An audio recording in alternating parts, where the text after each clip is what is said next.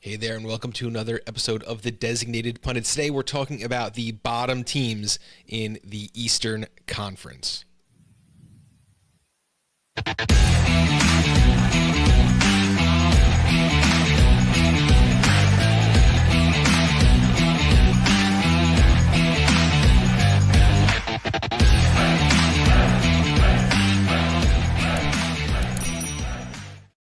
As there's a little break for Leagues Cup, we figured we'd use this time to make a couple videos on the top and bottom teams of each conference, talk about some of the changes they made, how they got to the position they're in, and we're going to give kind of like our little preview into the stretch. There are 9 more games left in the Major League Soccer season for most of these teams. We're also talking about teams and players and everyone who overperformed, underperformed, who were the surprises so far of the season. If you didn't catch our first one where we went through the top 7, make sure you go back in our history. You can find that for the Eastern Conference. We'll be hitting up West next week. And of course, you can join us Friday for our predictions video where we give all the Major League Soccer for Saturday and Sunday, our best picks from sportsbooks. Make sure you hit that bell icon so you get notified when we go live. Subscribe and find us on your social media. Gentlemen, how you doing today? Good. Yeah, doing great. How are you doing? I am very excited to talk about the worst 8 teams in the Eastern Conference, considering that 2 of us have teams that are among the 8 worst. It's fine. My time will come next week. It will. And we got to make sure like they don't, like if RSL gets a win this weekend and Austin doesn't, like you might be off the hook. Oh man, that would be awesome. I would love that, but I won't get my hopes up. So let's take a look at the teams. This is from the great people over at Who Scored. The top 7 teams are guaranteed playoff spots, and of course the 8th and 9th spot, they're going to be playing on the last week of the season to do that, like that play-in round. Right now we have NYCFC and Chicago Fire at 8 and 9 in the Eastern Conference. NYCFC 8-0-3 at home, 3-5-5 on the road. They have Alonso Martinez, 12 goals, 1 assist. Hans Wolf, 9 goals, 4 assists. So they have some contributors, although they're struggling a little bit. They also signed a new number 10, Nicholas Fernandez, sold Burke Risa and Munsef Bakrar, and have rumors around Raul Gustavo at center back might be coming to join the squad. NYCFC a little disappointing from where generally it was accepted they were going to finish, but it's actually spot on the exact place where we did on our preseason predictions here. Gentlemen, really quickly, thoughts on NYCFC? They are some team that plays some soccer in a league in the world. Man, they are just some soccer team. Like unspectacular. Everything. Anonymous. Just some players play there. And Matt Freeze. That's a way to sum it up there. Brevity is what I asked for. So fantastic there. They had a big rubber ducky that was shaped like a pigeon in the harbor. Like, okay, cool. What are you doing? Unenthusiastic soccer. They could be good. They have some good players. They have some players who could turn them around. Mm-hmm. They got a new number 10. Mm-hmm. Should be moving up the board a little bit here. Shouldn't be considered among Chicago Fire, but here we are. They'd be a lot more interesting if they were worse, actually. But that's fair. They're not bad enough to be really interesting, and they're not good enough to be really interesting. Yeah. I buy that 100%. Chicago Fire, 3-4-4 at home, pretty bad form, but they are 7-1-5 on the road. Unpredictable. Very unpredictable, unable to bet on them in most situations, but on the road, they have a little bit of fire under them. They made a lot of their changes this offseason, bringing in Kouamane, Zinkernagel, Bamba. They're tied to midfielder Andre Granco and Patrick Berg. No news on that front. We don't know what's going to happen with them, but the Chicago Fire are kind of going to play spoilers. And I can see that being like the 9 seed. I can see them like, if they win a playoff game, completely unexpected, and they ruin someone's season getting knocked out by the Chicago Fire. 4th best road team in the East. Yeah. No, sorry, in the league. 4th best in the league, 3rd best in the East. So 9th place for them, ideal. Be on the road the whole time. Ideal. Yeah, absolutely. I mean, that's right. That is where they're at. Just very mediocre there at home. On the road, they would we could see them in the MLS Cup final at that point. This is a gambling show, and we're not telling you to bet on that. Just so you know, the futures are up. We can see what that would be. Yeah, I actually think the big challenge for them will be hanging on to that spot. I think that'll be tough. They're going to have to be good to finish out the season. They're going to have to find some home form. They can't just be this kind of road warrior team because I think the Red Bulls, who we're about to talk about, I think they're going to find some points, and Chicago could be on the outside looking in really easily. From your mouth to God's ears, the New York Red Bulls are up next. 8-2-2 at home. Fantastic home team. They actually have the best home field advantage in Major League Soccer right now, meaning if you take the points per game at home and subtract the points per game on the road, they have the highest number. They are 1 win, 4 draws, 8 losses on the road. And I remember a few years ago when they were playing the super high press that really energized, they wanted teams to come after them and were better on the road, much better on the road. I did not expect them to be 1-4-8 outside of Sports Illustrated Stadium. It's rough. But they do have top scorers, ECM and Forsberg, 13 goals and 9 goals respectively. A pretty average offense, but it is being carried by the players who are supposed to carry it. So, okay, we see a little bit of life from those top positions, DPs being DPs. They did let Felipe Carballo go and brought in Gustav Bergeron in midfield. All 12 different, they were tied to Timo Werner 12 different times.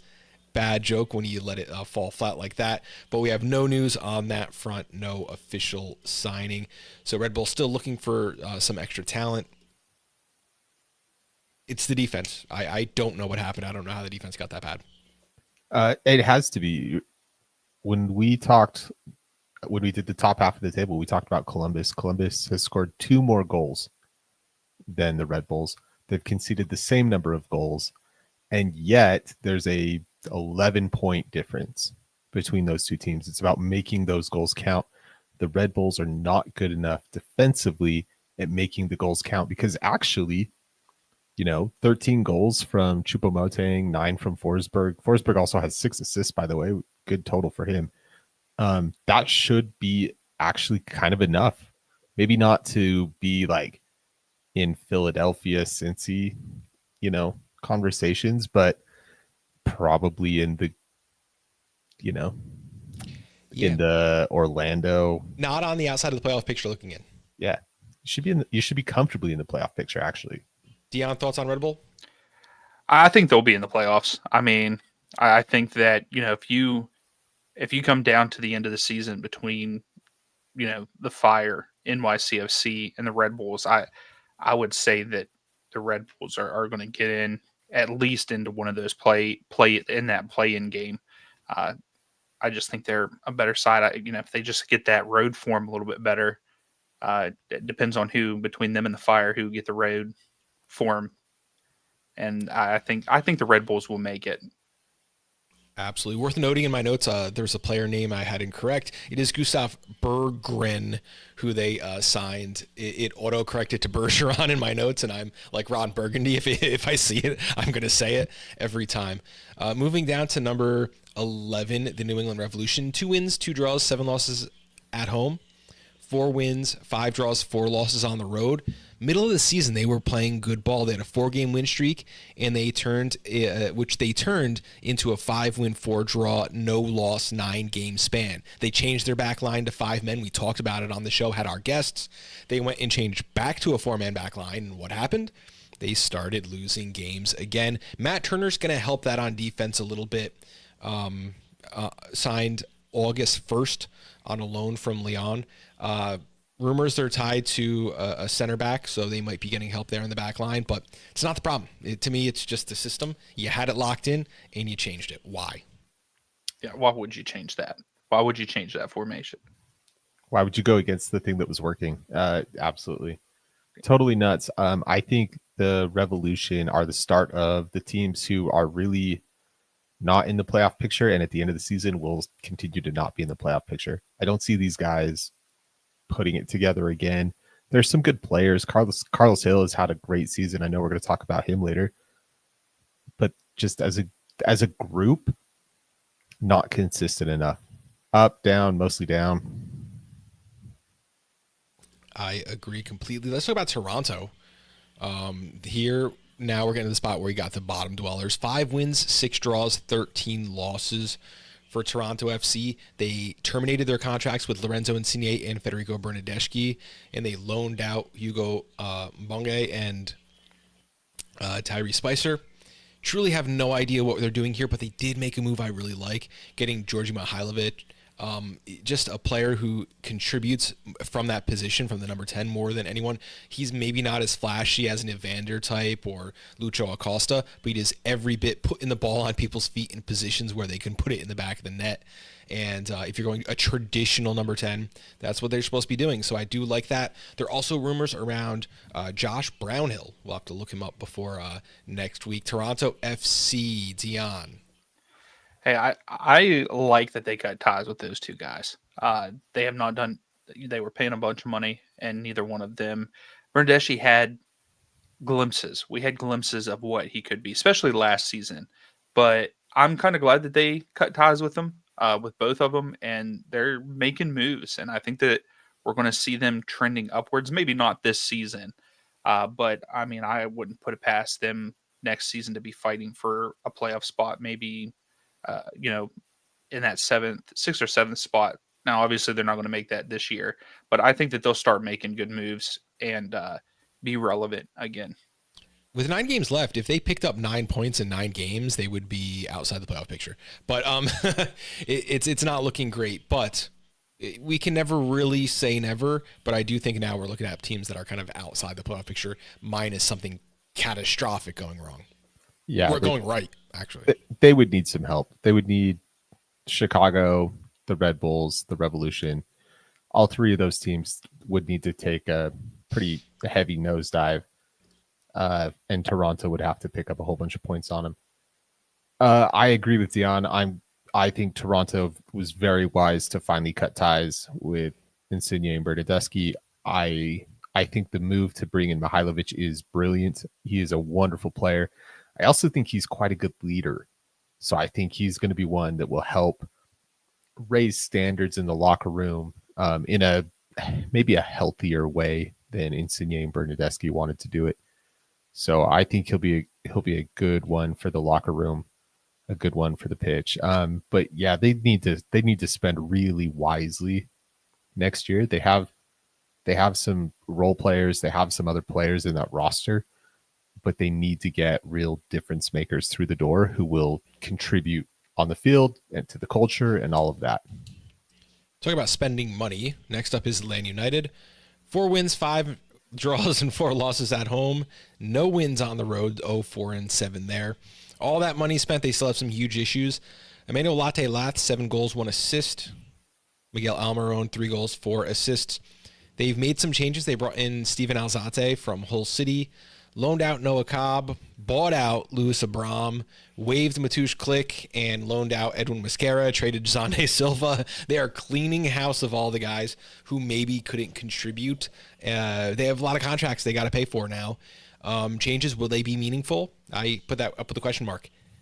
Maybe this team on paper, you could turn around real fast. This is like an Orlando kind of situation here. What's it going to take? I think a formation change. I think they're still trying to figure out where players can play, where they best fit. I still think that that's an issue because if you look at the players that Atlanta have, they should be a top 5 team in the East. Should even be higher than that.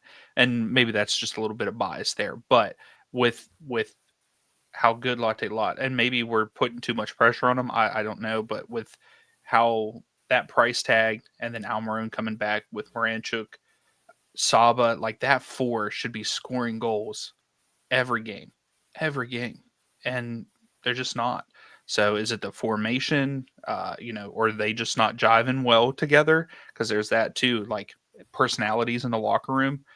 I don't know. I wish they would turn it around, but it's not going to happen. I was hoping for a good Leagues Cup showing. They lost the first 2. It's just not good. Yeah, I agree. Mm-hmm. Scott? Teams way too talented to be where they are. Wherever they should be, it should be top half of the table, really. But they're way too talented to be 13th. They're way too talented to have no road wins. I have seen them on the road. It was not great. Yeah, I can't get over it. The talent, just too many guys. It's heads have to roll. I just think there have to be real significant changes around this team to get them to be something next year. You can't just roll it back out and be like, it'll fix itself. It won't. I completely agree there. Next up, DC United, 4-win club, 4 wins, 7 draws, 14 losses, with only 2 home wins and 2 away wins. Benteke only 8 goals, but he's only played 15 matches. That's part of the problem. Is DC United has a different roster every time they step on the field. It's a different lineup, a different, that is not going to provide consistency. And we had the preseason preview and we talked about DC United, and we had like 4 different depth charts with all different, we couldn't even pin what players would have fit where. Well, we see that on the field each and every week. DC United, they are down and out. I don't think they are doing anything for the foreseeable future. No, I don't think they are. I think the most common thing that I see from their fan base is just like general disdain towards the players' effort and commitment. I think the players know the season's over. The injuries and the rotation, I think, is really hard on them. Pirani has been okay in bursts. He's got a handful of goal contributions. Peglo has a handful of goal contributions. And that's sort of it. I guess, I don't know. I just think any team you lose a striker and the whole plan goes away and you're like, well, we got nothing now. Your plan probably wasn't very good to begin with. Fair enough. And that is their plan. It's like, get it Benteke. Let Benteke have it. Like that is, to me, that's what I see from whenever I see highlights or watch their games. Like, it's Benteke or nothing. And it's not a good formula. Yeah. That accurate crosses is about the only stat for them that is better than, mid-table. Thank you, Aaron Herrera. Yeah, most of their meaningful stats are 29th or 30th of the league. So just terrible. And to be this bad, you think that they would be consistent? No, they beat Red Bull at Red Bull Arena. They beat Sporting KC at home. They beat FC Cincinnati in Cincinnati. At least play what we want you to do. Don't be doing that to us. Unbettable this year. Unbettable. And I don't say that about a lot of teams. No, absolute swerve. Last place, CF Montreal. It's about time for them to join Canada. 4 wins, 6 draws, 15 losses. I said they set Yankov, Saliba, and George Campbell loose, and that they are holding Efrain Alvarez hostage currently. They're just really bad. What else can we say? There's nothing I can say. I mean, they're just bad.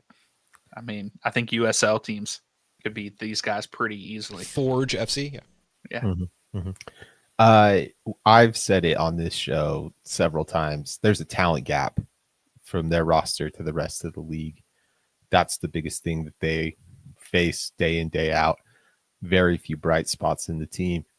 I can't name a player I would want on their team to be on any other team in Major League Soccer.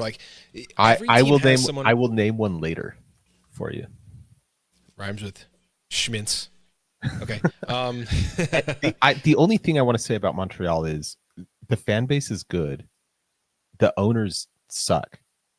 The problem is investment, right? They are not doing anything to invest in the team and the players and that kind of thing. So this team actually has, I think, in a lot of ways, more spunk than DC United. I would rather watch a Montreal game in some ways, but yeah, I would agree with that.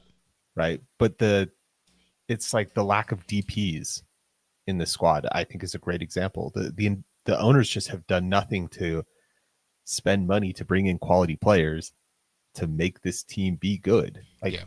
Their only DP currently is a player who was traded to them from a club inside Major League Soccer, and that's Vrioni, I believe. He's their only DP right now. Yeah, and he's done nothing this year. He's a terrible DP. I wouldn't want him on my team. Dion, you want to gas up Montreal before we move on to our next segment? Nope, I have nothing to say. Let's move right along then. We do have some like kind of superlative awards that we want to give out. We're going to start with which team is overperforming. And I'll go first. By our metrics, our overperforming team by the most is Toronto FC. They were really bad last year, and they're only bad this year. So, it's kind of an improvement. Now, but they're 5, 6, and 13, but they are 4 places higher than the 15th place we had assumed they'd be. So that they are 4 spots higher while they are bad. We expected them to be in last place. We actually had them in 15th after our preseason rankings. Ooh, interesting. Okay, I went with NYCFC. And that's because I find them so anonymous. I don't know what's supposed to be really good about them. But I think they're getting just the absolute best out of key parts of their roster. 38-year-old Maxi Morales has started 24 games. He's played 1,972 minutes. I think that's insane for a 38-year-old. He's got 7 goal contributions from midfield, by the way. But they have like 3 key players in their prime, Matt Freese, Hannes Wolf, and Alonso Martinez, who have all been available, have all played well. I think that's a key. And then they're getting decent work out of like their young players. They're getting good performances out of guys like that are usually inconsistent. So there's a lot of that kind of stuff that I think is just going right for this team. I think that's a bit sort of overperforming. I think that there's a lot that could go wrong for them. But they've done it without who I was going to call out, Keaton Parks. They've done a lot without Keaton Parks this year, who is a guy that we thought would be really important to the squad. So credit to them for that. I agree. I think they're a little better, just slightly better than average. Sometimes anonymity in soccer works for your advantage. Like look at St. Louis when they came into the league. Like no one knew what they were going to be facing, what they were going to look like, and it worked in their favor. So I do think there's a little bit of that has something to do with it. I agree. Good pick. Next up, Dion, who's overperforming for you? So I think the real answer here is Toronto, just because we feel like they were bad. I mean, last season, didn't think it was going to change this season, but they're doing pretty good. But I went with Chicago Fire. I think that with them bringing in Berhalter and then the changes that they made at the beginning of the season and then all these different rumors, yes, they look terrible at home, but I think I think in my prediction video at the beginning of the season, I had them in like the bottom 3, bottom 4 of the East, and here they're on the chance to make the playoffs. I know that 54% of the conference makes it, but you're still in a playoff spot, and it means something in American sports. So yeah, I would say that they're my overperforming team. Love that. Now let's talk about the opposite. Which teams are underperforming? I have Atlanta. Atlanta United is 13th. We had them at 3. That is a 10-spot differential. Second up is Red Bull. We had them at 5. They're at 10. That's a negative 5-spot differential. They stink. Over to you, Dion. Yeah, they're awful, and that is the correct answer out of all of these. Like the most underperforming team in the league, and it's very sad. But I also I went with since you took Atlanta for being underperforming, I went with DC United. I think that injuries has played a lot, and like we touched earlier, I think it's just get Benteke the ball and let him do the scoring. I was expecting them to not be second from the bottom. I was expecting them to at least be in the 10th spot at this point in time, maybe fighting for one of those play-in chances. Just need better. And I think that they still need to bring in others to help Benteke, but I think there's already rumor that Benteke wants out. I think that I saw a couple of those today. I can't imagine he'd want to stay. Look, Atlanta's the correct answer. Red Bull is the second correct answer. Red Bull was basically that was the one that I wanted to call out, since we'd already talked about Atlanta. And the big reason for me is that this is a team that went to the MLS Cup final and could have won it. So they signed a big striker. That guy has actually produced goals. Yeah, it's hard to pinpoint one thing that really went wrong, but it was really like the Cameron Harper injury. I think he meant a little more to the team. Mm-hmm. And because he was such a good like wing back, we were able to play with a 5-man back line. And now we're playing the 4-man back line. And imagine that. It's when the team starts to fail a little bit on what they were intending to do. Kyle Duncan is not the same. That is not a like-for-like substitution there. Also, Lewis Morgan, a player that we really expected a lot from. Speed. Fair. He had some speed up top. And as good as Moding has been, I think his mobility concerns are a little overstated. You'd think he's just a plotter out there. I've seen him outrun guys. Not often, but I've seen him outrun guys. He's still a professional athlete, for sure. Of course. So, maybe not the same as Julian Hall, getting that goal 2 nights ago, just blazing past everyone. But it's a very interesting team. They're in a very interesting spot. And the coach, Sandro Schwartz, he's like a method guy, and he pissed everyone off last year when his first press conference. He's like, "What? No, we're not winning MLS Cup this year." He's like, "No, this is like, and every conference kind of seems to be one of those, like, he gets disappointed, he gets angry. He's been suspended more than any other coach in Major League Soccer this year, rightfully so. It's hard. It's hard to watch sometimes to put your finger on it, but he's like, hey, this is the method. We're getting better. We're doing things. And while the results aren't there, this went really well. And being able to say that, be able to notice that as a fan is one thing, but to push it as a coach is another thing completely. And, he has guys in the locker room, Forsberg, Juba Moting, who've won. They've won at every level. And, that's going to be tough, but it seems like they're all bought in, and we'll see how this stands.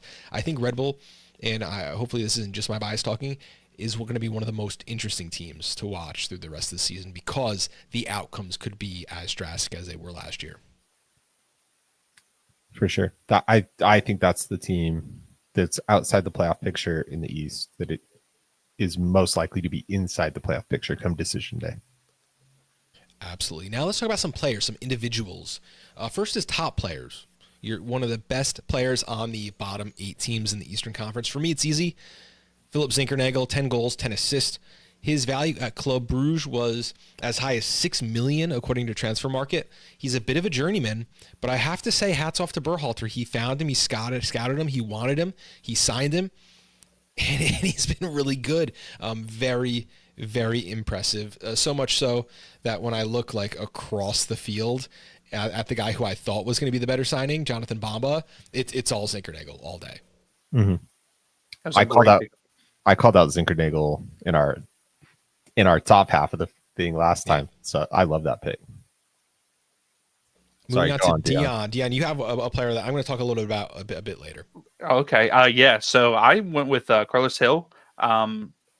He's one of the top players there at the bottom half of the conference. I mean, 8 goals, 5 assists. That's and then he sits 6th in the league with big chances, and then 3rd in the league with just chances created at 71. If his teammates could score out of those created chances, I mean, we would be talking MVP maybe, and them having more wins.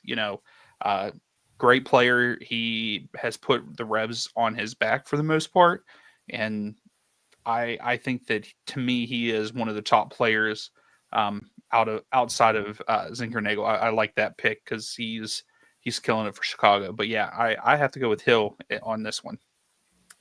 I love that pick. I just want you to spare a thought for Alonso Martinez of NYCFC. He's got 12 goals, 1 assist on the season. He plays on a pretty middling team, not really impressive in any way. But I think the thing that I really like is that he is scoring at basically the same rate that he did last year. And consistency year over year is kind of a rare thing. And I like that. I value that. I think by decision day, he's going to be very close to the 17 goals scored that he had last year. He's kind of on that pace to be right in there.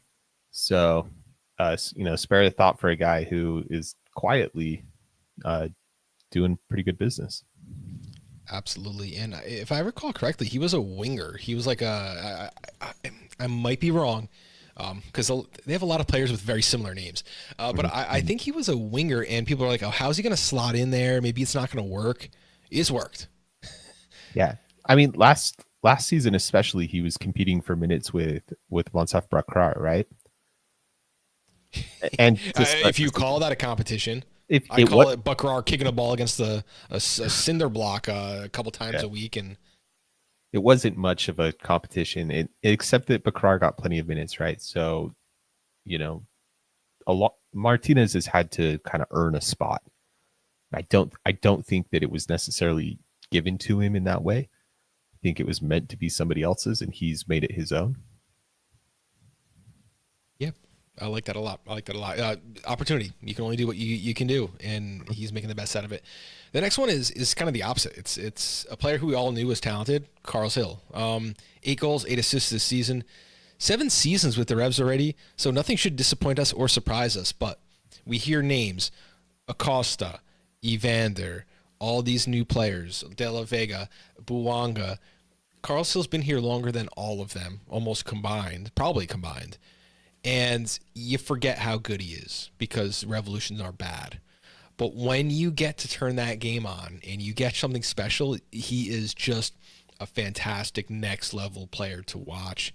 I think New England has kind of done him dirty, but he's a consummate professional. He's not out there whining. He's out there playing ball and balling out of his mind. It really, if you get a chance to watch him, because I know he's not going to be around Major League Soccer too much longer, it's just incredible to watch him play.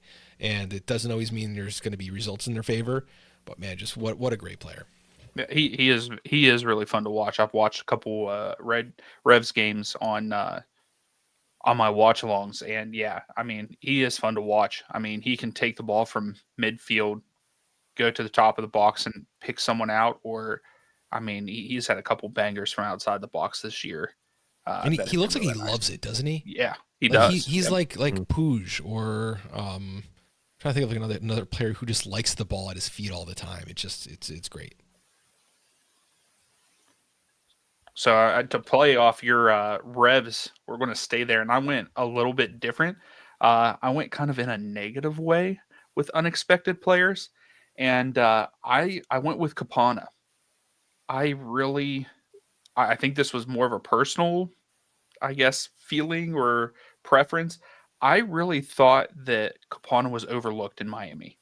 I thought that he played well in Miami, but he was always in the shadows of people like, I think, Higuain. I think he was there when Higuain was there. And then, Messi comes in, Joseph Martinez comes in. So he was always like coming off the bench and everything. But he had 2 out of his 3 seasons there in Miami. He had 10 plus goals pretty much coming off the bench. Like, I think he started like half the games maybe. And I really thought, like, going to the Revs, this is a team that could start regularly. This is his shot. And having someone like Hill give him the ball, I'm thinking, because he's fast, he has that pace. But man, he has definitely he's been a letdown. He's been a letdown, and I think he has 4 goals right now on this season, and he might get 10, maybe get 10 this season. Being a regular starter, I think that's the most unexpected player for me, because I thought he would be better. With speed comes this like albatross of like missing more open nets than anyone else on the field, and like those XG numbers when you're wide open just tend to really not do you good. Yeah, he has definitely disappointed a bit. I'm gonna keep it. I'm gonna take it a little bit positive. A player who I think has been unexpectedly good. And it's Prince Owusu. This is my token player from Montreal that I think should stay in the league. He's got 11 goals and 2 assists for Montreal, and this is a truly terrible Montreal team. He's got almost 50% of Montreal's goals for the season, which is a terrible stat. I remember him, in Toronto last year, and I was not very impressed. I really didn't think he was the guy, but I think he has shown some growth and development in his time at Montreal, and I do think there's a place for him on other teams in this league. It's a rare bright spot for the Impact. I remember the one video I brought up of him, maybe like week 15 that we showed up on the video. He had this like great pass to Ville Saint for a goal, and it was like he was running full speed, catches a ball and like flicks it like a through over the shoulder pass, and I'm like, I did not know he had that in his repertoire. I agree, he's impressively good on a bad team. Maybe we'll get to see him play somewhere else soon. Maybe. I think that putting him on like a really good team, you're not going to get the best out of him. He's not going to be a great striker on a great team, that kind of thing. But he puts out a lot of effort. He can score goals, and he's a big body. He's a strong guy, and he's obviously got a lot of mental fortitude because he's bounced around some bad Canadian teams. And he still goes out and puts in a ton of work every week, and not a lot of guys will do that for you. So I think some teams would be pretty happy to have him in the group. I couldn't agree more. Last up, underperforming players who should have done better this season. I'll start with the obvious ones: Lorenzo Insigne, Federico Bernardeschi. Toronto FC paid $37 million to Insigne and $18 million to Bernardeschi so far in their careers with TFC. Those are just like averages. I couldn't really find the exact pennies total. That's a lot of money, and they haven't done anything. This is the MLS retirement mentality that we need to avoid at all costs. They didn't want to go there to make money. Insigne thought it was going to be easier. He saw Giovinco, who was a much lesser player. Giovinco was like a bench player for Juventus when he went over there. He became the highest paid Italian in the world when he did it. I just expected more, and I feel like everyone else did. Even at the beginning of the season, when we were doing the Toronto preview, I was like, what could happen for these players to... It just was not meant to be. And I think for that reason and the amount of money they wasted on him, it's got to be a huge disappointment. Dion, I also love your pick. You're kind of around the same lines. Maybe not taking form or skill, just money. Yeah, money. I mean, that's a thing. Also, Giovinco, what a player to watch in MLS. Oh, yeah. I'm sorry, I have to point that out. That was when I first really started watching MLS, and I liked watching Toronto just because watching him. Like, you just never knew what you were going to get, and his goals were awesome. But yes, sticking with the money, Latte Lot, 22 million plus add-ons. You only have 7 goals and 1 assist. I really can't say much anymore about him. That's not good enough. Plus, he's had 46 shots and only 33% of those were on target this season. Maybe that's a good percentage. I don't see it as a good percentage. I think if you're a striker, center forward, you should be putting more than 33% on target, especially if you're shooting from inside the box. It could be, he could be a lot better, but also in that same breath, just speaking on Atlanta altogether, the money that they spent on Almiron with only 3 goals and 4 assists on the season, it's pretty much the same argument with Latte Lot. So both of those guys have been pretty disappointing in my opinion. 100%. You got to hang a lot of Atlanta's, success or failure on those guys.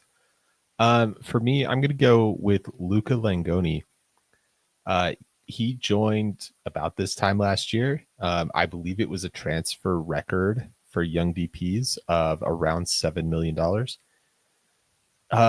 Let's see now. In 2024, he played about 700 minutes over the last 11 games of the season. He had 3 goals, 2 assists. That's not mind-blowing or anything, but we know how difficult it can be to adapt to the league and stuff like that. So that was nice. You thought, hey, this guy, when he gets a full season, he's going to do something. Anyway, now he's got a full season and he has done nothing. What has he got now? 24 in, he's played 17 times. He's got 960 minutes. That's not very much. He has 1 goal, 1 assist. That is nothing. Yeah, okay, he missed 7 games with a hamstring injury. But just there's no real like correlation to the Revolution's actual results. That did happen to coincide with the sort of the end of their hot streak, but he got back, he got better, and their form actually got worse. So I think it's telling that he was on the roster, right? Thomas Chancellay was injured on the roster, but they knew he was coming back. And then they went out and got kind of go anyway. Like 3 guys that kind of play very similar position-wise. yeah. And that New England had it. They had issues fitting him in because where do you go when you have that many players? Rough, for absolute sure. But a lot of talent on the New England Revolution roster too. So yeah. Anyway, Luka's my disappointment though. I just think, look, coming from Boca Juniors too, the soccer education that you get there, you can't play with Carlos Hill. Come on, man. Speechless. We don't even have any rebuttals. Come on, man. All right. Any final thoughts before we head to our next episode is going to be Friday predictions, and then we're going to sneak into I almost said American League, just got baseball in the brain today, to Western Conference videos just like this. So thank you guys for tuning in. Thank you guys for watching. Any final thoughts, gentlemen? Nope. No. Okay, we are out. Have a great week, and we'll see you guys again real soon.